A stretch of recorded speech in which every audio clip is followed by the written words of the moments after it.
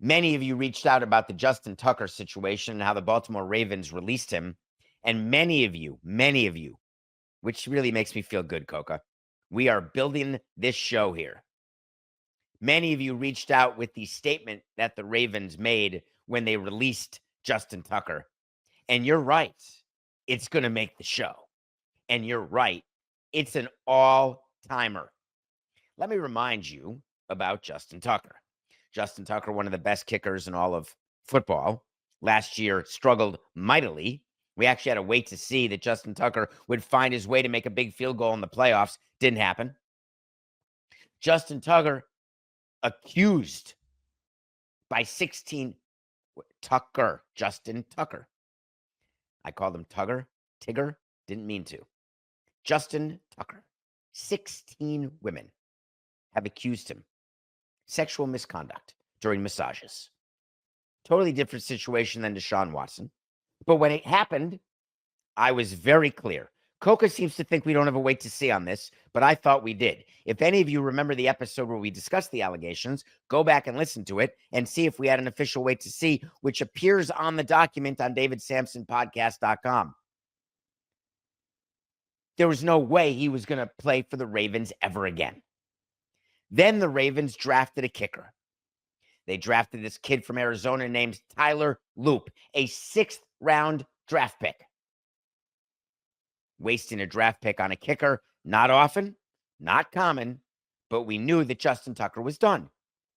Now listen to what the Ravens GM said about the release of Justin Tucker.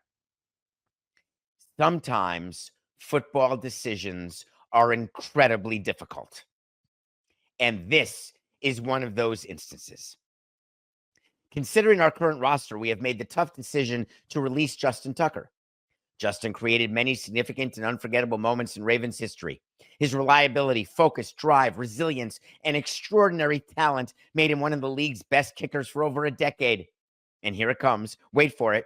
We are grateful for Justin's many contributions while playing for the Ravens. Here we go. Everyone breathe. We sincerely wish him and his family the very best in this next chapter of their lives.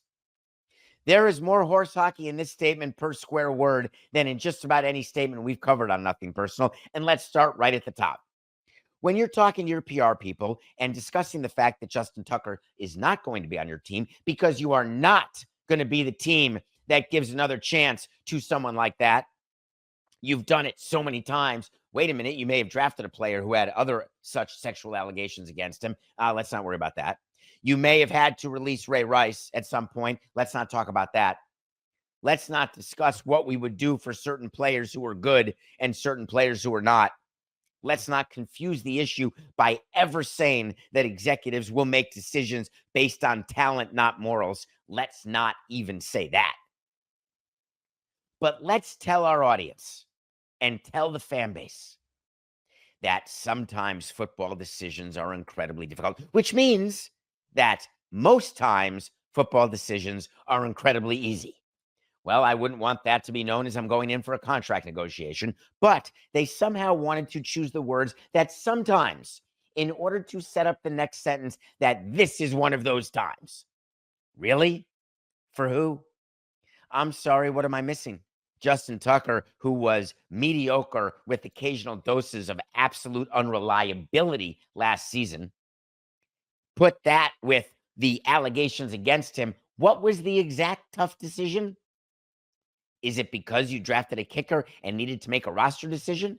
Was it because he was in the middle of a 4-year, $22 million extension that was unheard of for kickers and that you are saving $4.2 million? Is it the money savings? Is it, oh, Coca, you're a Ravens fan. Could you answer this for me right now?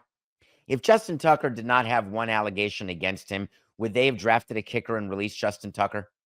Can I just get a show of hands from the studio audience in front of me? Anybody there? Hello? I'm looking over the abyss into the mind of Matthew Coca and other Ravens fans. If he's being honest with you, it doesn't matter that Justin Tucker was undrafted. This is amazing, Coca. You're going to get a microphone. You're going to get to come on the show at some point and give this view, because what Coca wants me to explain to you is that, by the way, Justin Tucker was not even drafted. Undrafted. That doesn't answer the question, Coca. Would Justin Tucker have been released? The fact that they drafted a kicker does not in any way tell me anything, because all you have to do is sign an undrafted kicker. All you have to do is have anybody come to camp. You knew Justin Tucker could not put the uniform on again. Why in a statement do you say this was a tough decision, considering the current roster that you did by drafting the kicker? The reason I'm at the end of my rope on these statements is that, for whatever reason, I don't know if executives all think that this time it's going to be different, because you're all listening to the show and you all pay attention to your statements, but you all have the same issue. You all write the statements, you accept the statements as given to you by your PR people, and you assume that your fan base is idiotic. Why?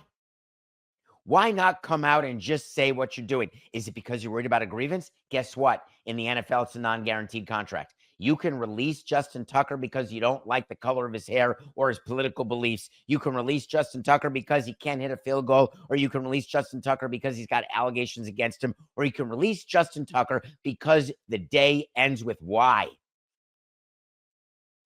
And no one gets to ask the question. The statement should have been very simply. They didn't even address the allegations, trying to pretend that it didn't matter. Why are you afraid of that? Why is any organization afraid to acknowledge that one of their players or one of their staff members or one of their presidents, whoever it is, did something that is morally abhorrent?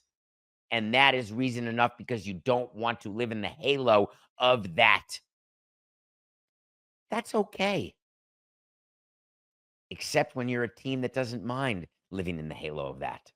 Except when you're a team that has proven time and time again that you will match the Chiefs player for deplorable player. I got a final thought on the Justin Tucker situation and on Eric DaCosta and what they're trying to do, because the media is going to talk to them again. This statement is not going to suffice. And either you're going to double down on this significantly difficult football decision, or you're going to be a mensch. You're going to look into the camera and you're going to say, what would you do when you combine the lack of performance on and off the field? Of course, we were going to move on from him in a post-June 1st designation. We're going to gain $4.2 million in space. We're going to not pay his salary, and we get rid of this distraction.